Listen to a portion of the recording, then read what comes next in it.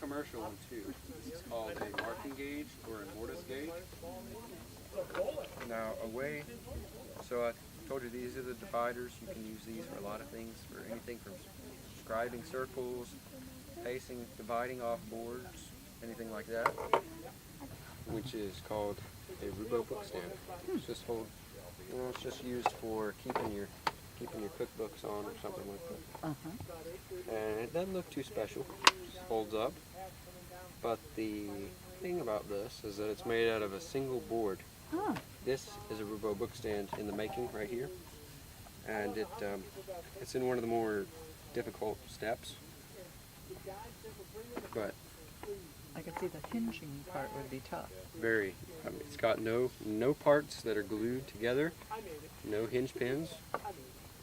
It is just carved and then sawn apart. And you have to make a bunch of saw cuts in between each of the joints. And we do that with this tool here. And you can probably tell that's not made in the 1700s, but it's very much like a tool that was found in the 1700s. It's called a pad saw. This part here, called the stock, probably would have been wood. This would have been brass. But the blade is the same. It would have been a hacksaw blade. And how we do this, to make these cuts, first of all, I'll show you. First off, we drill holes. There were holes here, but we drill holes, 6 of them in between, to make 7 knuckles. Then, get one of the holes. We get our pad saw with the hacksaw blade. You want the teeth cutting on the pull stroke, so that when you pull backwards, it cuts. And you want to also file it or saw it down, whichever way you prefer, to a point, so you can stick that point in the hole. So can you see? Sure. You see this right here? Okay. So how we do it, stick it in the hole and pull it out. Stick it in the hole, pull it out. Stick it in the hole, pull it out. You just keep doing that. Every time you stick it in the hole and pull the saw back out, it removes just a little bit of waste. And you do that until you've got the saw. And it does not take as much time as one would think. What do you call that kind of vise? I've never seen that kind before. It's actually a special tool called a holdfast. I had a... Holdfast? Yes, ma'am. Holdfast. Just like a hold, the word hold and fast put together. And this one was an 18th century vice, right? Kind of. Not really. Vices were just becoming popular in the 1800s, in the colonial times. People had not been using vices before.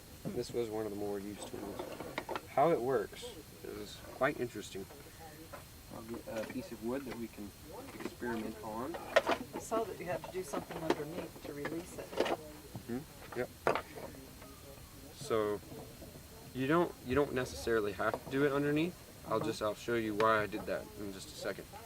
So what you do, you have a hole. This is a 3/4 inch hole, and this is 5/8 steel. So it's 1/8 of an inch smaller in diameter than this hole. So it's in there pretty loose. So set it on whatever you want to clamp. It could be anything. Set it on there firmly. Now, the trick is you take your mallet and you hit it, and watch what happens when I hit it. You see how it kind of cocks over, and that makes something that I could pick up the entire bench with. The reason why it does that is because when you hit it and it cocks over, it creates friction with not just one face, but 2. It also does on the bottom. On the bottom of It'll it. hit it too, yeah. Right. So it's like under tension. This piece is now under tension from that. Yep. Yes, ma'am. You can actually, you can feel just how tight that is. Oh my gosh. It's interesting that we don't use that as a handle in other things. Like Right. kitchen cabinets or something, you could do that. Yeah. Yeah. It's very, very solid. Now, you saw me hit underneath it. Now, you can do it without hitting underneath it. Most woodworkers do. But the reason why I hit this one underneath it is because you see not much of the back is sticking up. How we normally loosen it is just tap the back. That's great. And it becomes loose because you undo that friction.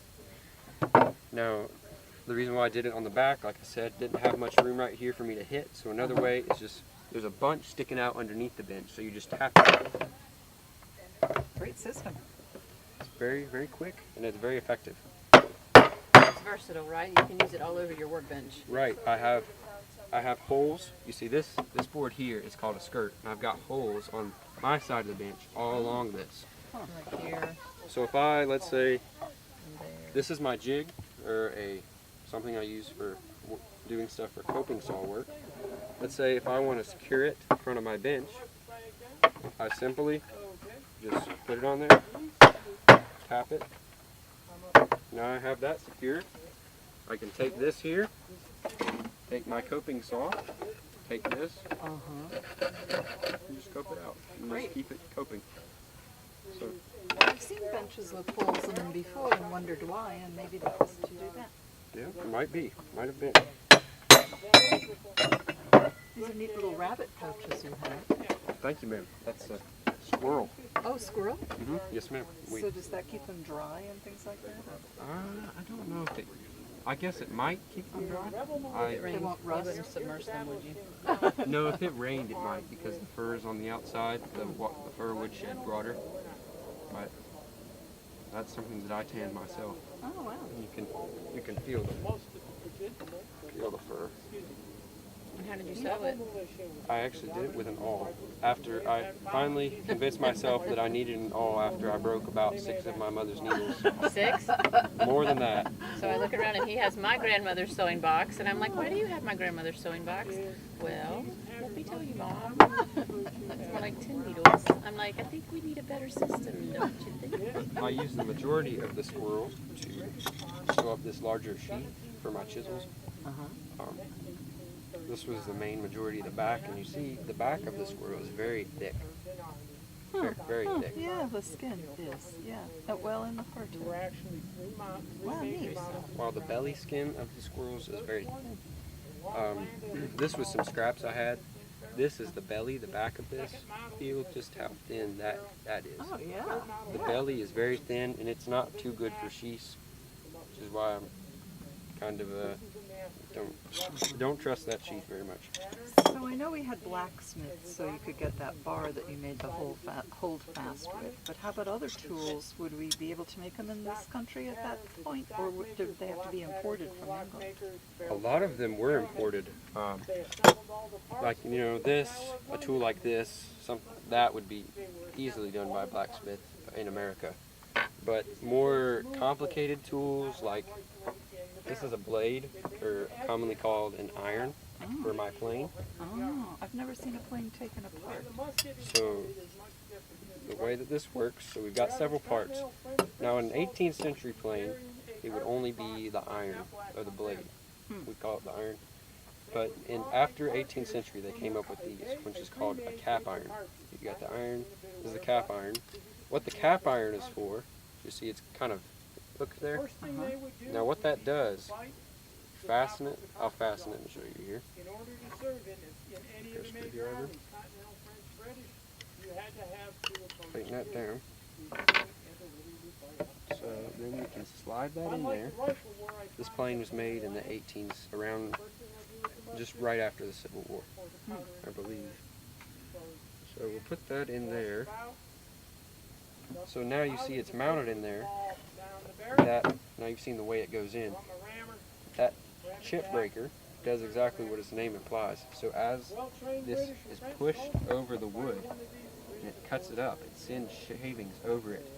And if this chip breaker weren't here, it'd come up it and then it'd start curling, and it would actually clog the mouth so that no more could come up, and then it won't cut anymore. So this, what it does is it kind of deflects it. So instead of going straight up it and curling, it shoots it up the top, so that they're all put up the top and removed from the mouth.